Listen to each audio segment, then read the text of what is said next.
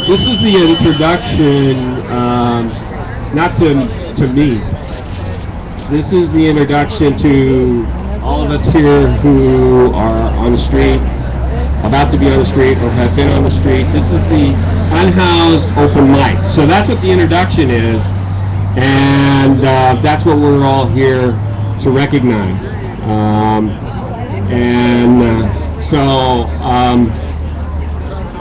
What we're going to do, it's an open mic. You get to talk about what you want for as long as you want.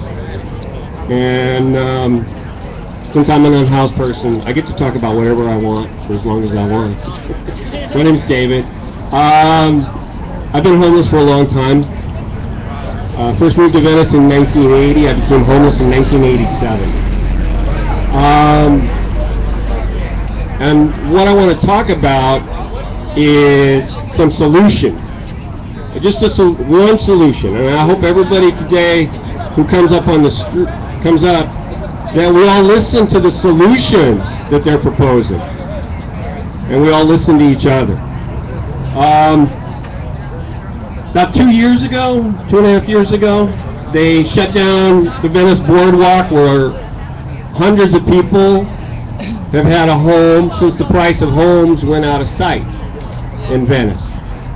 This is a coastal zone, and it's become segregated. It's as segregated as Birmingham, Alabama was in 1965.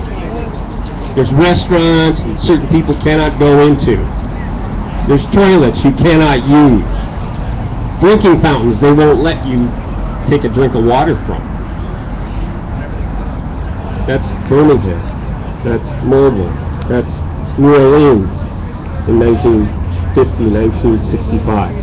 And that's Venice in 2013 if you're homeless. It's segregation. And it's interesting that it's segregation in one of the most, I would say, sacred spots in Los Angeles. Sacred to the native people that came up here and opened our gathering with a sacred prayer. Way more sacred to them than it is to a lot of people who are coming here to make videos and movies and sell their script or open up a boutique for fancy clothes. They lived in this land sustainably. So let's recognize what Venice is. This is not just segregation in America. That's old hat. This is segregation in one of the most sacred spots in America, the coastal zone. It's as sacred as Yosemite, Shasta, the Grand Canyon.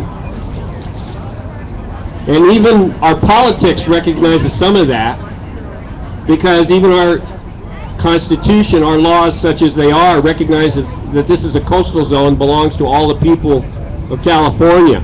So if there's any place in Los Angeles that should not be segregated against anybody, it's the coastal zone. But nevertheless, they've segregated it against teachers, they've segregated it against janitors, postal workers, anybody who's paying a regular salary, anybody who's a janitor. That segregation's been going on for 20 years. And they completed that. 2 years ago, they segregated it against anybody living in a vehicle, except for the folks now that are still hanging on, living in vans, which is a great victory.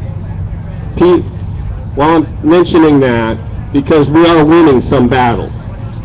There's segregation going on, but the people that are standing up against it, we're winning. We just won the right to stop them from kicking everybody living in a van out of Venice. Let's give ourselves a hand for that. That's the biggest victory, I think, today that we can all stand here and celebrate. And it happened because housed and homeless people and business people and socialists like me got together and did something rather than just talk about our viewpoints. and our dreams. We made one happen. So we are winning some victories here. We need to win another victory here, though. I'm going to be real brief from here on out. 2 years ago, they shut down all the toilets in Venice Beach at night from 10 o'clock to 6 a.m. in the morning. Some of us put a toilet up in one of the homeless camps and emptied it every day for about 3 months. Schlepped buckets, 5-gallon buckets of people's bodily functions down to the beach toilets once they were open, cleaned them, emptied them, cleaned them, took them back and did it all nice and cleanly, but it wasn't enough. They arrested us and shut down that toilet.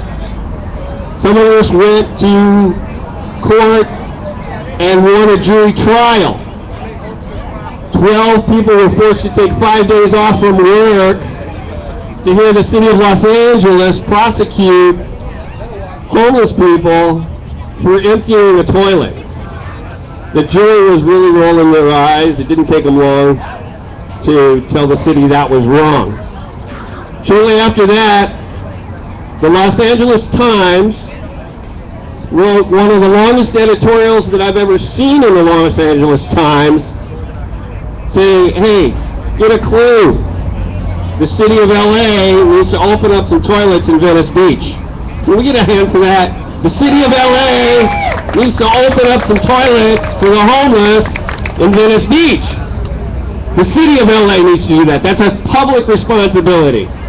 It's not the responsibility of the Bill Gates Educational Foundation to open up toilets in Venice Beach any more than it is the responsibility of the Bill Gates Educational Foundation to take care of our public schools. That's a public responsibility. Thank you, Bill. You know, and I don't see the schools getting any better since we handed it over to those privatizers. So please, I want to keep public toilets. I don't want private toilets. Thank you, LA Times, for recognizing that the answer was not to get Eli Broad to come out and open up toilets in Venice Beach, or St. Joseph's to hand it over to the church so that I'd have to pray every time before I went to use the toilet. I'm going to wrap this up, as my friend is suggesting. So, if you want to get a copy of the LA Times editorial talking about our need for public toilets, and you'd like to do something to help us get one, there is a petition as well. And you can take a copy of the petition, you can fill it out, and you can return it to Venice Community Housing at 712 Rose Street in Venice. So that's my speech. And if you want to do something, check out the LA Times editorial and get a copy of the petition, fill it out, and return it to Venice Community Housing. And by December, we'll have some toilets. That address, 720